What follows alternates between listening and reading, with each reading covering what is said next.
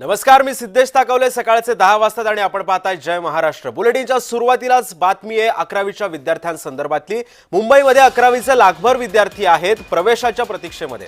कारण 4 फेऱ्यांमध्ये 3 लाखांपैकी फक्त 2 लाख विद्यार्थ्यांनाच प्रवेश मिळालेला आहे. प्रवेशाच्या विशेष फेरीमध्ये तरी नंबर लागणार का, असा सवाल आता विद्यार्थी विचारतायत आणि त्यामुळे आता सध्या विद्यार्थी वर्ग आणि पालक वर्गामध्ये सध्या चिंतेचं वातावरण आहे. आजपर्यंत फेरीनिहाय ज्या विद्यार्थ्यांना प्रवेश मिळाला, या सगळ्या पार्श्वभूमीवरती आता पालक आणि विद्यार्थ्यांमध्ये सध्या चिंतेचं वातावरण आहे. दरम्यान आजपर्यंत फेरीनिहाय ज्या विद्यार्थ्यांना प्रवेश मिळालाय त्यांची संख्या नेमकी किती आहे पाहूयात ग्राफिक्सच्या माध्यमातून.